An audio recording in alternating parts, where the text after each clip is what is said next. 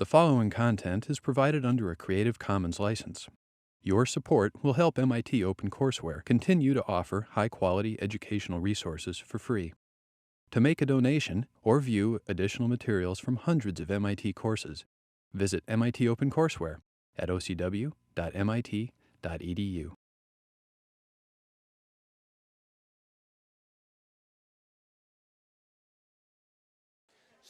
So today and next time we're going to talk about psychopathology, people whose minds, brain, and behavior are atypical. More often than not, but we'll talk about this in a moment, these people face struggles, difficulties, and a huge goal is to try to help such individuals. So we'll talk a little bit about the history of ideas in psychiatry and psychopathology, a little bit about the ideas of diagnosis and labels, and I'll show you, we'll do a little film of a patient with schizophrenia. But there's an intuition in some places and some lives that are led that psychopathology is rare. And so I'm going to list, here's a list of not all psychiatric diagnoses, but some of them. Schizophrenia, bipolar disorder, depression, substance abuse, drugs and alcohol, anxiety, panic disorder, phobia, developmental ones like autism, ADHD, and dyslexia, obsessive compulsive disorder. Tomorrow, I'm reviewing a lot of research grants for anorexia and bulimia. So if we take this list that you just saw and heard and ask how many of us in this room know somebody that we care about, could be yourself, could be a family member, could be a friend, know somebody who is touched by one of these diagnoses, if you're willing to put up your hand, who's touched, and look around the room, right? An incredible number of people are touched by this. And so it's a terribly important topic to understand and to help individuals and families who are struggling with these things. And in fact, it's estimated we'll talk about these labels exactly, that about half of all individuals at some moment in their life will qualify, men or women, at least for a brief period of meeting some psychiatric disorder. It can be rare and devastating, like schizophrenia, 1% of the population worldwide, but typically devastating in its consequences. It can be potentially milder, like depression, which ranges from very severe to somewhat moderate. And interestingly, occurs considerably more often in women than men, and we'll talk about that next time. There was a recent survey done, a public health survey, 5,000 young adults, half of them in college, like you, half of them out of college. They surveyed them and talked with them, and about half qualified to have some sort of psychiatric disorder within the last year. Whether they were in or out of college didn't make a difference in this study, but fewer than a quarter of those who met some criteria went and sought help. So how, through recent history, have people thought about people who behave differently, who are so depressed they can't get out of bed, who hear hallucinations, who behave in agitated ways in bipolar disorder? And, it's as much a history story and a story of culture and tolerance and intolerance as it is anything else. And so, unusual or mad behavior, behavior that's very disturbing and atypical. Now, there's debates about all of this. And so, for example, some people have argued that everything that we call psychiatric disorders is nothing but the labels we give to behaviors that we find uncomfortable or unproductive. Okay? It's nothing but that. It's just variation. Some people are taller and shorter. Some people like vanilla or chocolate ice cream. And some people do or do not have bipolar disorder. All right? So it's a label that's given for just variation in human ability. And we'll talk about that, or human performance. And then there's many consequences of that. Others think that there's a humanitarian need to understand the disorders to help people. So as you think about these two sort of perspectives, you can think that when people behaved very unusually, I'll show you a picture of this, that we think some time ago that people would literally trephinate, that is, make a hole in the skull of individuals to attempt to let out the demons. That was the interpretation of the time. There's a thought that the witch hunts in the 16th and 17th centuries, the Salem trials in the United States, may have involved patients with things like Huntington's or Tourette's. People didn't know how to interpret unusual behavior, and so label it as possession or label it as witchcraft or something like that. Insanity began to be understood as some sort of a disease, but without any approach to treating it or helping individuals. Basically, the process was to segregate individuals away, and you would have very large, pretty scary institutions with people literally chained and living in filthy conditions. There was nobody to care or protect for them. In a London zoo, you could go pay a penny and watch the humans in the cages.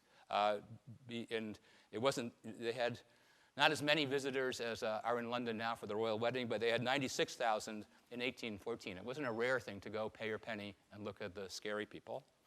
More recently, we understand it as an organic illness and a psychological illness, and we'll talk about all of that. But all of this is a huge point that how we understand unusual behaviors in people is tremendously influenced by the historical context that you're in. And we'd like to think we're making progress on this. I think we are.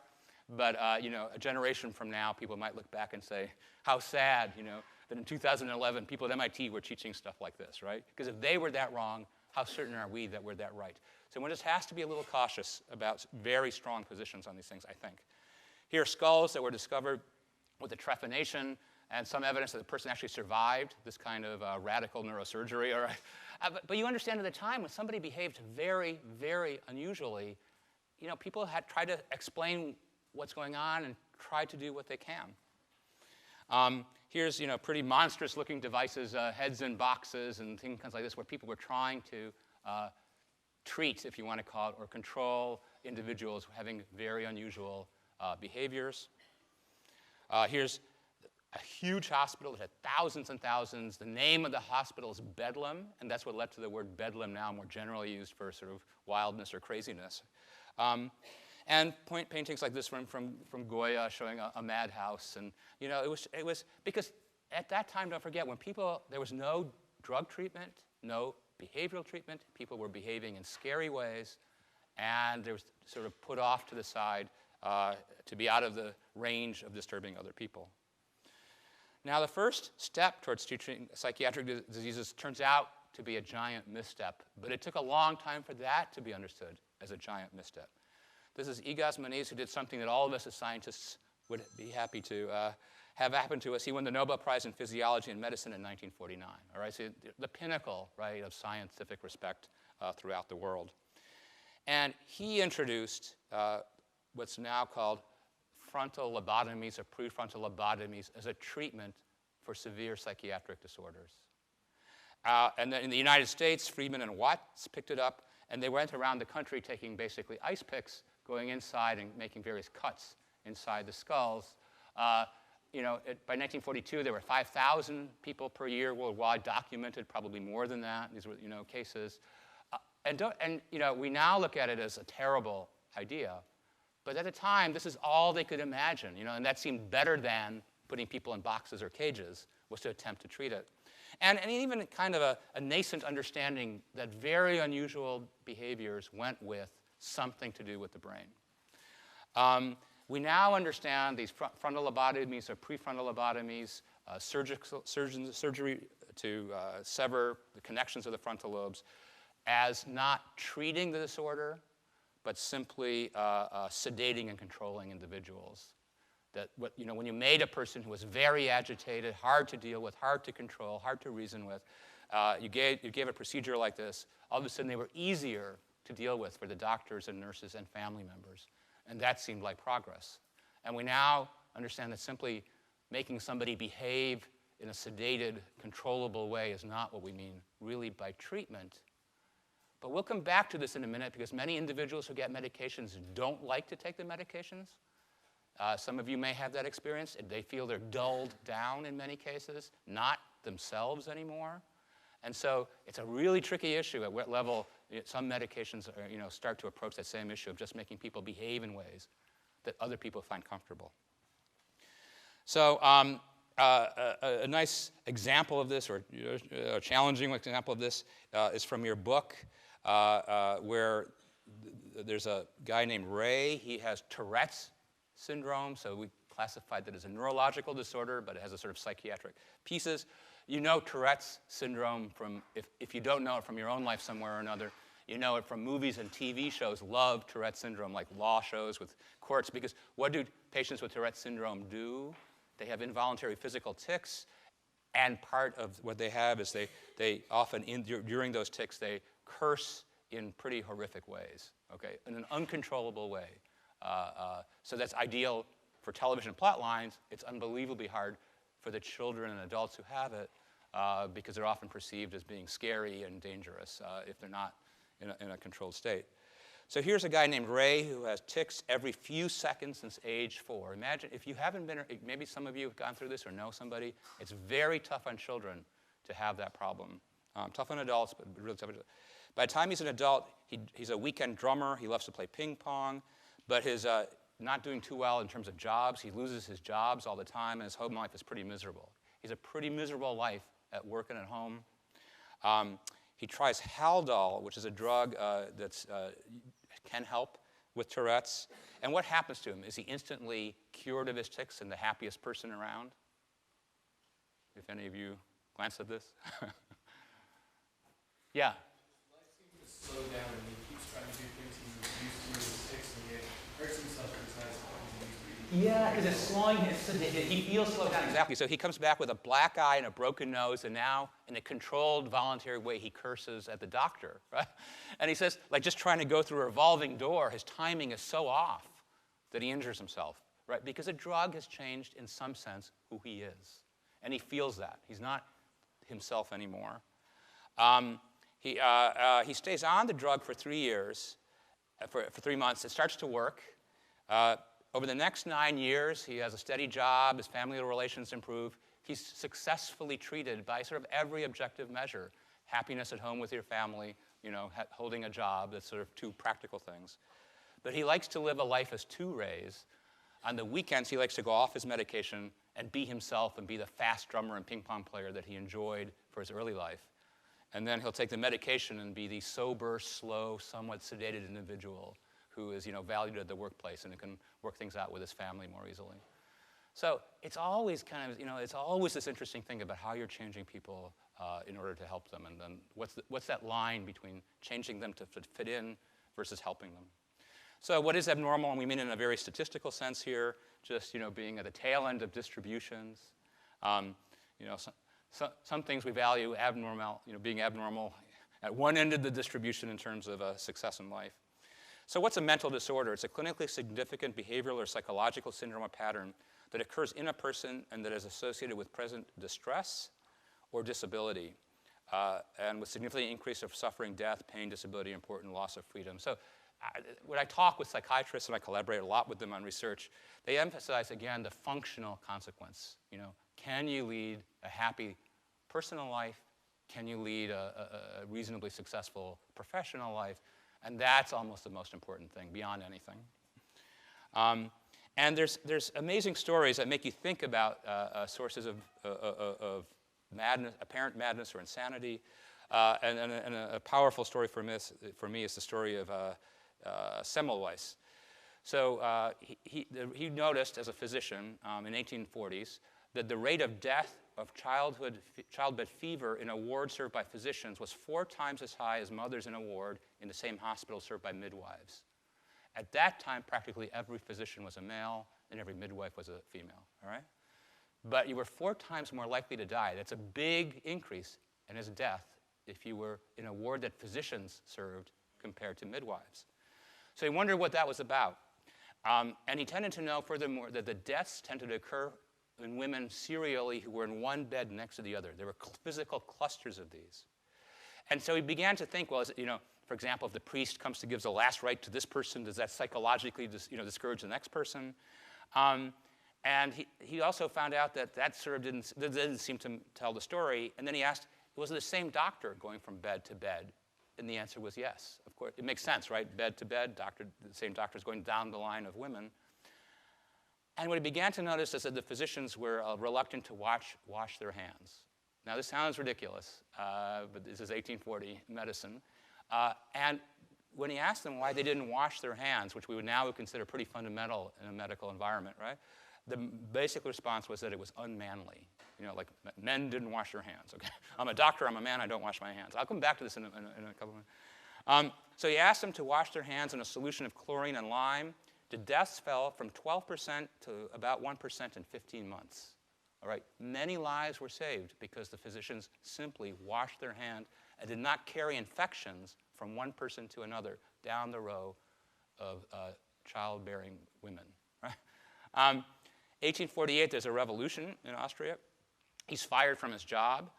The doctors immediately, you would think this would be a better world, but the doctors immediately are happy they no longer have to wash their hands, and the death rate goes right back up. Joseph Lister in 1880 figured out, formerly Listerine, but Lister, what was going on in terms of cleanliness and sanitation. Semmelweis in Austria becomes crazy, he runs around to people in the street, telling them to wash their hands and avoid physicians, and he dies in a mental institution in 1865. And imagine if you were walking here, and sometimes when you do walk on the street, you run into people with psychiatric difficulties, and it can be a bit scary, right? Imagine somebody runs up to you, right, and tells you, God's sakes, avoid physicians, and please wash your hands. Most of us would shrink back a little bit. It'd be unusual, slightly scary, right? But who's the crazy person, right? And he's tragically feeling that if he could just tell doctors to wash their hands, he would save lives that day and into the future. So, more recently, there's a compelling story for checklists. I don't know if any of you have seen this book. So in emergency room, you think, okay, that's 1840, but now we're modern day USA, we know what we're doing. And doctors do, and other professionals wash their hands. More recently, there's a bestseller a couple of years ago about checklists.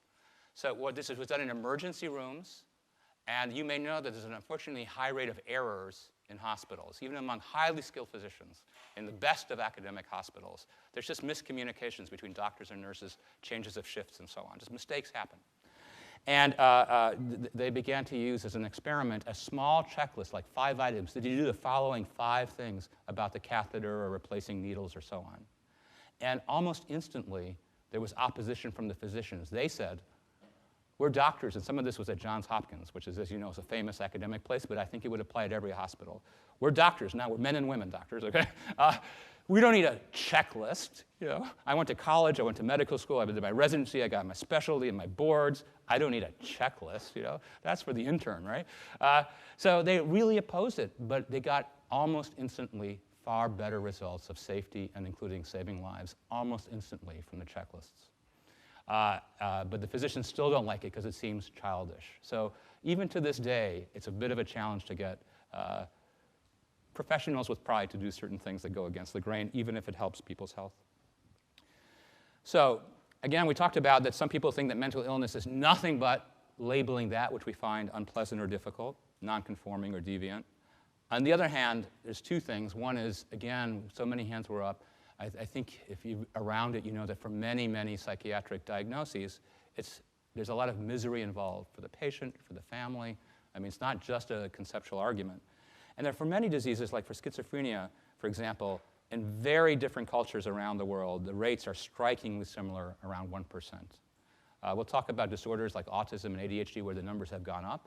But in schizophrenia, for as long as people have roughly had a definition around the world, it's roughly 1%, which is a lot, 1 out of 100 for a very, very severe life-altering disease. So the challenges of diagnosis are huge because no brain disorder for all these neuropsychiatric disorders that affect so many people can be spotted by a blood test or a brain image, none, 0 to this day. Everybody's working on it for many years, and that corner may turn, or genetic test, none. So everything is a discussion between the physician and the patient and the family. Everything's a discussion like that. And you can use your common sense and do a good job, but there's risks. So here's a famous study that psychiatrists get really mad about. I'll tell you, okay, and you'll hear why in a moment. So this is David Rosenhan, a psychologist at Stanford. And what he did is he and his graduate students became pseudo-patients. They pretended to hear voices, which is one of the signal symptoms of schizophrenia, to hear voices telling you things. And of course, if you go to an emergency room and say you're hearing voices telling you to do things, you get admitted, you get a psych consult. And then what they did is once they were admitted into a psychiatry ward, they just became themselves again, okay? But now they had the label that they had a behavior at the check-in, at the moment of admission, that looked like schizophrenia. 7 of 8 of these people were diagnosed as schizophrenia by the physicians and nurses who saw them, and it took them anywhere from 3 weeks to 2 months to be released. And every behavior they did, like taking notes because they were doing it for the research paper, they were frequently interpreted as another sign of their disorder, like abnormal writing behavior. Okay, and if they got a little bit better, they would say schizophrenia, but now in remission. Because you understand, once you have that perspective on somebody, then every behavior can be interpreted as a momentary abatement, or if you're sitting there scribbling something, unusual writing behavior. So one pseudo-patient described that he had a close relationship with his mother, but was rather remote from his father during early childhood. During adolescence and beyond, his father became a close friend while his relationship cooled with his mother. Okay, so that's, that happens, right? His present relationship with his wife was characteristically close and warm. Apart from occasional angry exchanges, friction was minimal. The children had rarely been spanked. This is what he told them. This was the truth. Nothing's remarkable in the story, right? Okay, but because you're a health professional who's now trying to figure out why did this person hear voices, the notes were this white 39-year-old male manifests a long history of considerable ambivalence in close relationships, which began in early childhood. A warm relationship with his mother cools during his adolescence. A distant relationship to his father is described as becoming very intense. Affective stability is absent. His attempts to control emotionality with his wife and children are punctuated by angry outbursts, and in the case of children, spankings. This is human. This is not, okay? Because once you have a take on somebody, you sort of look for, you keep connecting the dots. And while he says that he has several good friends, one senses considerable ambivalence embedded in those relationships also. Okay, you understand and you could say, but this is just the problem of psychiatric diagnosis. It's all discussion and interpretation. Finally, they were remitted. The patient resumes writing behavior, oral fixation. It's a little too good to be almost true, but there's some stories where other patients were skeptical. One patient said, quote, "You're not crazy, you're a journalist or a professor," referring to the continual note-taking. "You're checking up on the hospital," as if the freed up patients. Now, this is a little bit of a fable because this makes, psychiatric disorders sound like you have a better sense of reality on the world, and I don't think anybody thinks that in a deep way. But it just shows you how far off the health professionals were.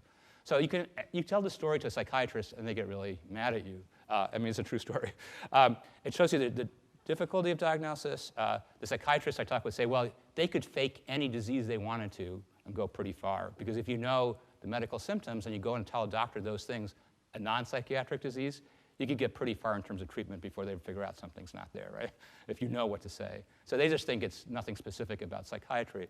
But in any case, diagnosis. So what are the criteria for diagnostic categories? Signs are what the examiner sees in symptoms, what the patient says, and a syndrome is a cluster of signs and symptoms. Every neuropsychiatric disorder is basically a syndrome. It's a cluster of things that tend to go together, but individual patient shows a different picture than other people. They want diagnosis that can be relatively reliably assessed, consistently assessed, some sense that there's some validity to this, but all of this is sort of thinking things through. And then finally, all these thoughts are organized by experts meeting in hotel rooms around the country and conferences. And they produce a book called The Diagnostic and Statistical Manual of the American Psychiatric Association, DSM-IV. DSM-V is about to come out in a little bit. And this is the official list of diagnoses. These are the lists that all doctors use, school systems use, health insurers use. You have to meet the criteria in this book to get a diagnosis. It looks like that. People like to point out that if you pile up the original DSMs with each version, the lists get bigger and bigger. All of these lists are debated in various ways. Let me give you a sense of a couple of the ones, and you can see the ambivalence and the dangers of this. So psychiatrists in the Soviet Union, before the Soviet Union fell, were thrown out of the worldwide psychiatric associations because they would regularly diagnose protesters in the Soviet Union as being crazy and had to be put into mental institutions and given antipsychotic medications because only a crazy person would fail to recognize the correctness of Marxist principles in the Soviet Union and the incorrectness of all other competing systems. All right? Now that's we consider to be politically abusive in the worst sense. I think some of that is thought to go on a bit in China still and other countries, but it was manifest in the Soviet Union. So that we can throw out as really bad, but it just shows you that the dominant powers in a culture can make these decisions. About 20 years ago, if you were homosexual, you had a diagnosis in this book as a psychiatric disorder. On a lighter side, people, or not always lighter side maybe, people have debated whether video game addiction should count as a real addiction. People debate all the time, what is the borderline between addictions that almost everybody agrees in terms of alcoholism or drug dependency count as full-scale addictions versus other things. What would it take for a person not to leave the room ever, playing video games, right, to count as an addiction? There's debates now in autism spectrum disorders. They're about to eliminate the separate listings of two diagnoses, one of them called Asperger's, which is sort of the milder form of autism in general. They're about to eliminate that distinction. Many patients and families with Asperger's don't like that. And also something called, here's a bad label, PDD-NOS, pervasive developmental disorder not otherwise specified. Imagine if you have a child with difficulty and the doctor tells you your child has pervasive developmental disorder not otherwise specified. That's a child basically who has 2 of the 3 components of a diagnosis for autism. So why draw the line there? And so psychiatrists, I think, reasonably saying, we don't really understand the lines. We're going to call all of these autism spectrum disorders. But you can see these things are shifting over time. These labels move as people think about things, and there's no definitive evidence one way or the other besides best attempts by people to figure out what's going on, and not everybody agrees. Also, I'll talk about this next time. When one DSM switched to another, for example, the number of children in Germany who qualified for ADHD diagnosis doubled overnight because the diagnostic criteria changed. That doesn't mean that which is the better one. You couldn't even begin to prove which is the better one, the original one or the one that had admitted more children into it. So these are tough calls. And you could say, well, it's all kind of a little bit arbitrary and a bit subjective, and it's true. On the other hand, you've got to help people. So why have these labels if there's all kinds of issues? Well, first, allocation of resources. If a person usually needs such a diagnostic label to get services at school, to get medical services in hospitals, to have insurers support them, and that's independent of the kind of medical service you have, right? Second, if you have a label that's somewhat useful that helps you know what kind of service is needed. Different services are needed for a child with ADHD versus an adult with depression or adult with obsessive-compulsive disorder. Different things are needed. A label is needed to even begin to figure out which way to go. And then people also want to understand a little bit what can they predict about the future course of that person. A little bit of treatment and they're fine. A lot of treatment and monitoring needed. You have to do something practical, and the labels help you organize around that with all the risks of these labels. So we're going to focus a little bit on schizophrenia, and I'll describe it a little bit, and then we'll see a film. So sometimes the word schizophrenia is used in a kind of a medically incorrect way, which is like multiple personality disorder. That's not what schizophrenia is. It was described by Buehler as a splitting of mental functions, disintegration of emotions, thought, and actions. About 1% worldwide. Another 2 to 3% have a partial version of schizophrenia. Practically for every disorder, there's patients who meet the disorder, and there's patients who come close. Okay? And what that exact dividing line should be and what the value of it is constantly struggled with. Similar around the world, there's a slight tendency from birth in winter or spring. People don't know why schizophrenia happens. It makes them think about a virus as part of the story.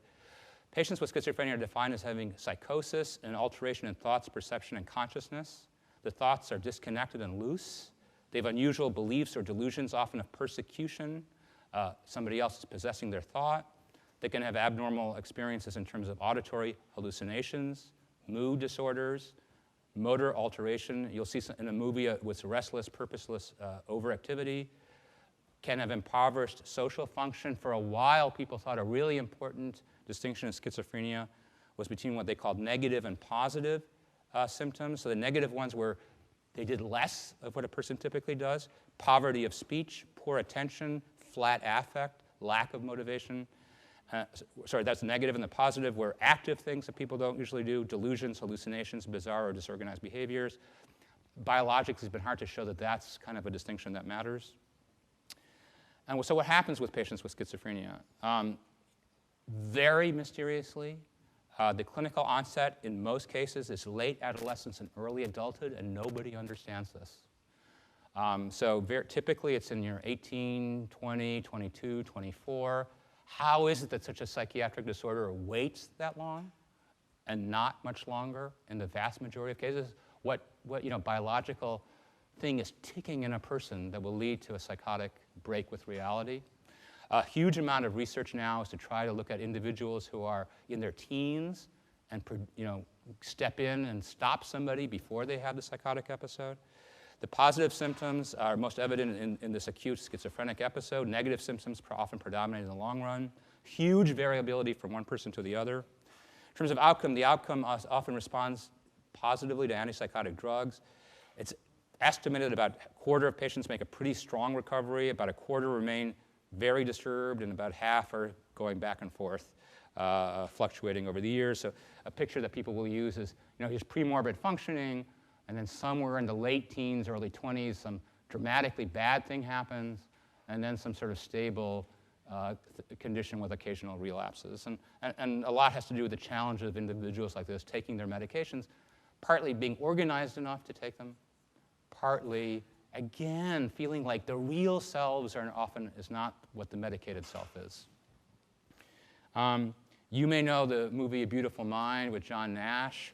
And it's just an example, how psychiatric disorders, challenge people of every mental caliber.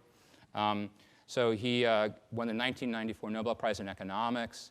And if you've seen the movie, although it's interesting if you've seen the movie, also you could go up on YouTube and see him talking about the movie, because they sanitized him somewhat to make him more popular with the movie-going public, because they made it, a more charming disorder than everybody says it was, including himself.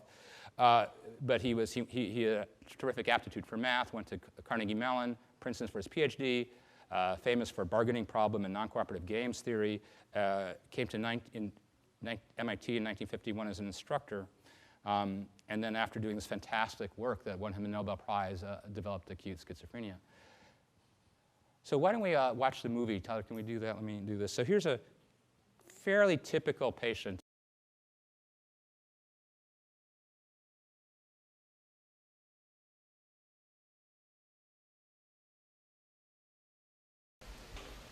Yeah. Sorry?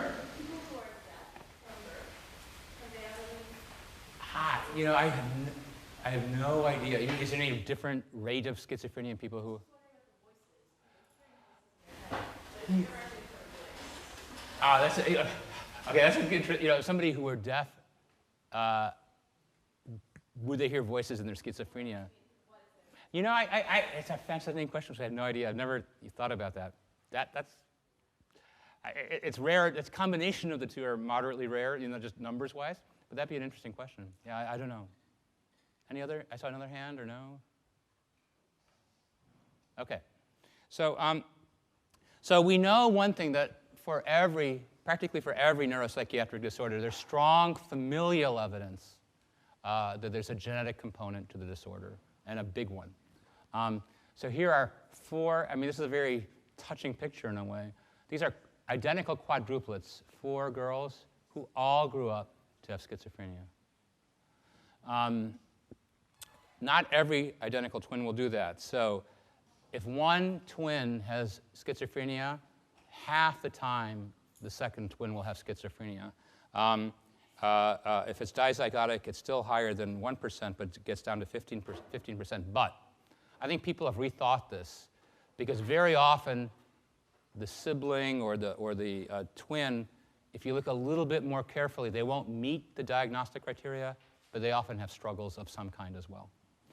The lifetime probability in a first-degree relative is 10% versus 1%. If one parent is 13%, 2 parents 50%. So all of this is, lots of suggestions there's a genetic basis. Concordance rates for monozygotic twins, for identical twins, is almost identical, whether they rear together or apart, again suggesting a very strong genetic basis. Being adopted away from relatives does not reduce the risk. Having said that, if it's not 100% concordance, there's got to be something else going on besides the simple genes at birth, right? It is higher in urban areas, areas that we think have more stress in them. People have noticed that oftentimes when people move cultures, for example, African communities in London were of recent emigres, they kind of seem to notice a higher rate as well, as if a big cultural move can put you at risk. So everybody pretty much agrees that there's what people will call a multifactorial polygenic environmental threshold model. That is, there's a lot of different genes plus environmental stressors that come together in some way we don't understand.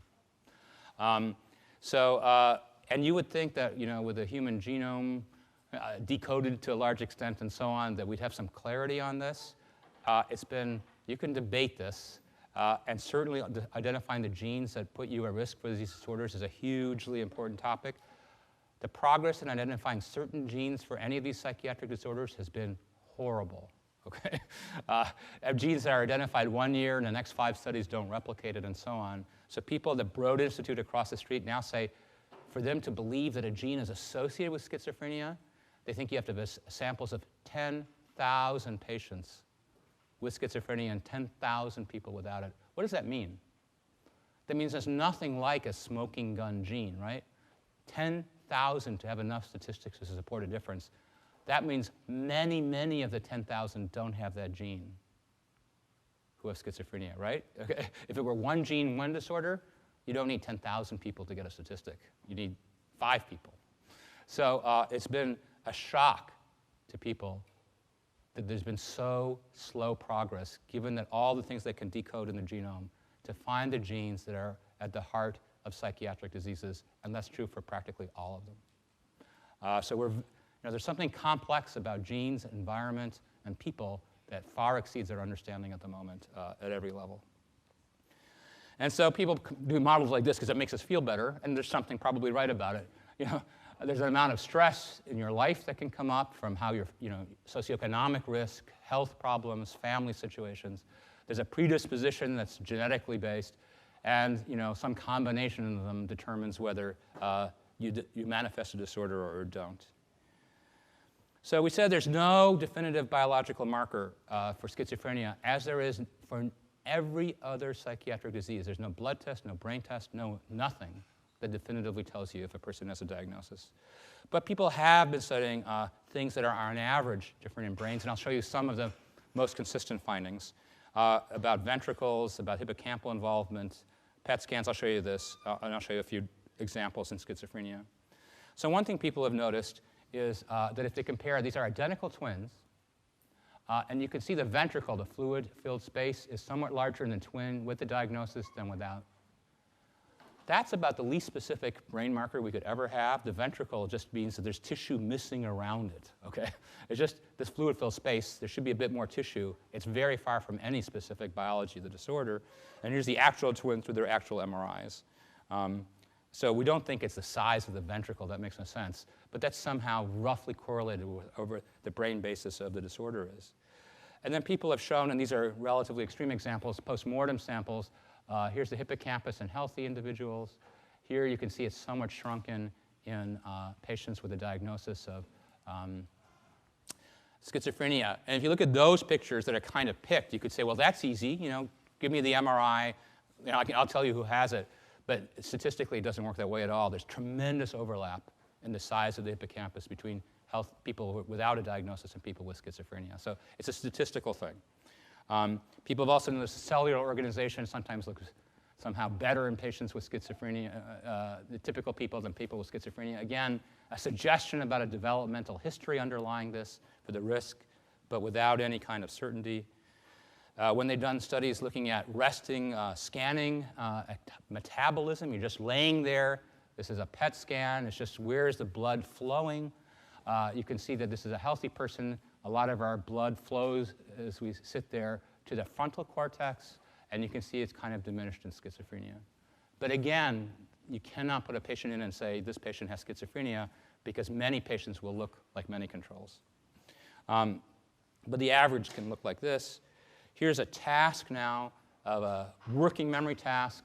So people see in the easy condition, letters are running along, And every time there's an X, they push a button. That's the easy condition.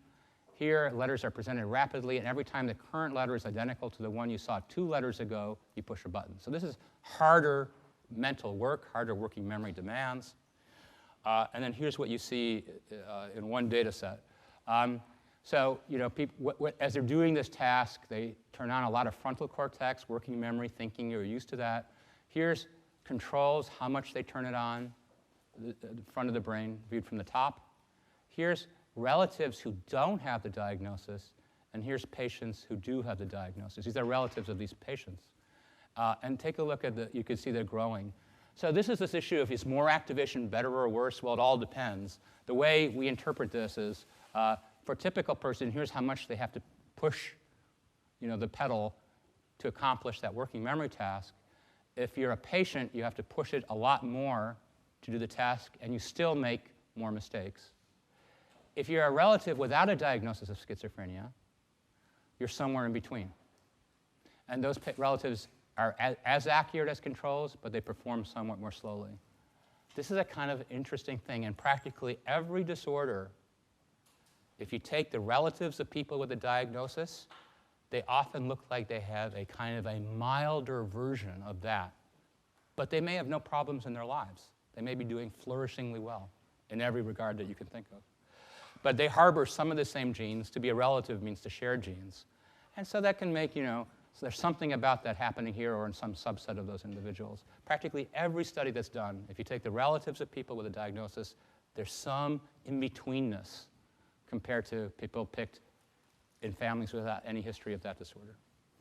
But what matters is the boundary, right? I mean, this difference doesn't matter if this person's doing well. This difference is associated with something that really makes a big difference in the person's life. The question about auditory hallucinations in the deaf, this is kind of like that, but this is people hearing people. But one of the things you can do with imaging is ask. Some patients with schizophrenia have rapidly psyching auditory hallucinations. Most don't. Most is every here and there. But some have it pretty often. So you can put them in a scanner, and when they hear a voice, they push a button. And you can ask, when they hear a voice, is their auditory cortex active? At the level of the brain, is it as if they were really hearing a voice? And here's the auditory cortex active in the individuals at the moment they're experiencing the hallucination. It's real to them because somehow it's engaging the auditory cortex that really hears the world. That's why it's so powerful. All right? And it's somehow engaging the very same tissue by which you really hear the world. How about treatment? So we'll talk, next session we'll talk a lot about different kinds of treatment. Neuroleptics are the most common treatment for schizophrenia. They block, I'll talk a bit about this, postsynaptic dopamine receptors. The drug is fully effective within hours, but maximal clinical effect takes weeks and then remains after you stop. The effect remains after the treatment stops. A huge problem in schizophrenia are side effects of these kinds of drugs.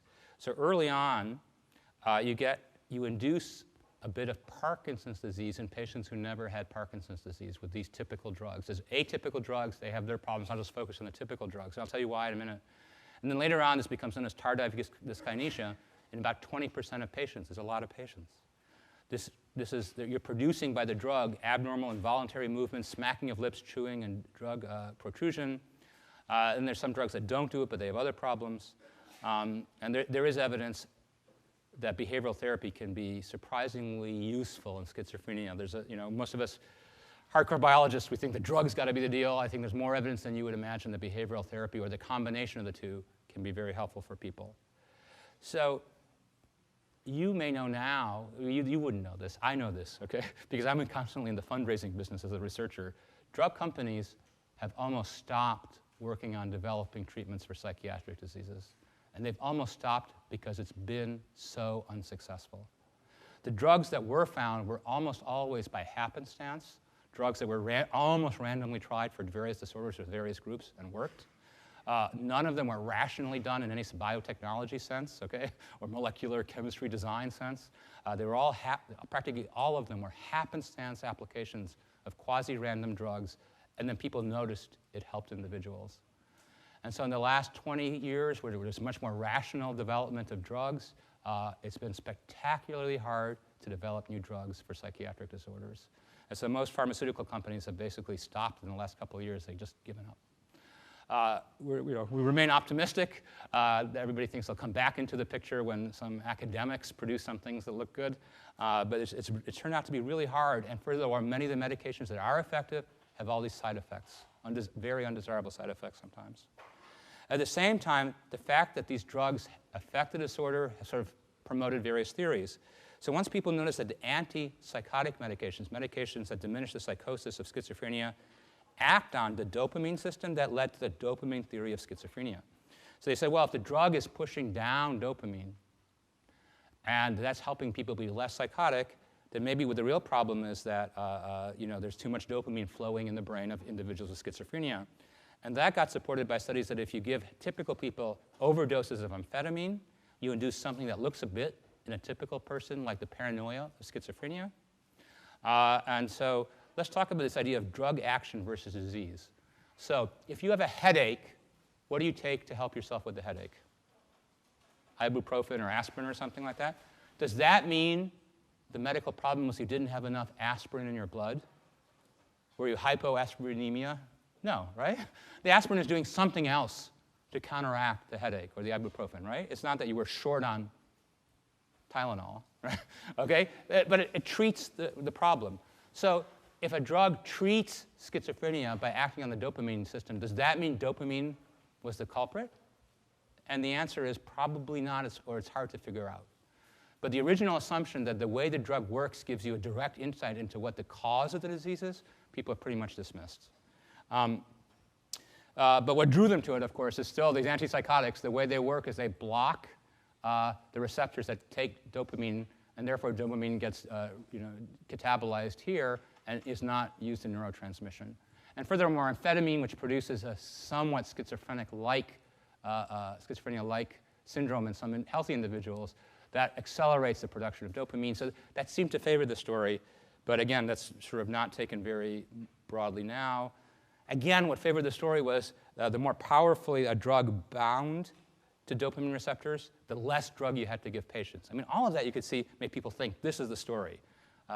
And it may be that dopamine is a part of the story, but everybody understands now that just because a drug acts on a disease does not mean it's treating the disease in the most direct way. And now, why do patients get tardive dyskinesia? Why is it an inadvertent consequence of treating schizophrenia producing a version of Parkinson's disease? It's because the drugs are too nonspecific. So we know the ventral tegmental area in the brainstem sends dopamine into the basal ganglia and into the prefrontal cortex. Conceptually, what we understand we're trying to achieve with schizophrenia is something like diminishing something about this pathway, but the drug can't just block this. It also affects the basal ganglia. And what Parkinson's disease is a shortage of dopamine in the basal ganglia. In the case of Parkinson's disease, it's because of death of substantial nigral cells, but you're producing a pharmacological version of Parkinson's disease in the effort to treat schizophrenia. Not in all patients, not as severe as Parkinson's disease, but a big side effect in many patients. And there's other drugs, they have their problems. There's almost no drug that's completely successful and pure in any treatment sense for the patient. Despite that, there's been a fantastic effect. We talked about that when people were behaving very oddly, and certainly schizophrenia is perhaps the scariest set of behaviors if you have to pick one disorder in that way. Then once they began to have drugs that diminished the unusual behavior, people were let out of state and government hospitals where they had been sort of secluded in many ways and not helped in many ways. And people viewed this as a tremendous success, and I think it is, to let people back into the community, interacting in a sort of more typical way, as opposed to being segregated in areas that were often not the best. But there was a fantastic consequence, which is now these people, as you may know, have no safety net. They're back in the community, and if they don't have people who care for them or follow them, they're at risk for themselves. So it's great to give a medication to let somebody out. Everybody agrees on that. But then if you don't have a kind of a safety net of physicians and family and so on, a person's out on their own to stop taking the medication, who's there to help them? So it's a societal challenge on top of that. So next time I'm going to talk about treatments for neuropsychiatric disorders, but for just 1 minute I'll ask you, do you have any questions or thoughts about this whole topic? Yeah.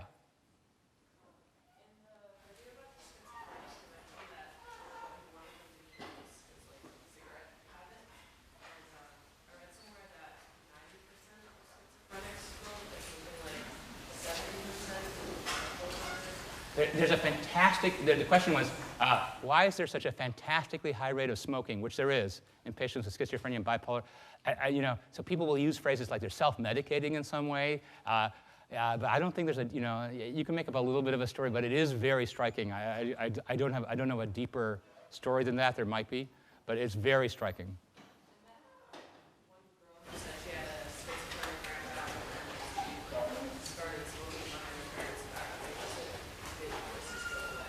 It made the voices go away? Yeah. You know, I don't know. I mean, there's a phenomenal high rate of smoking among patients like that. Okay. Thanks very much.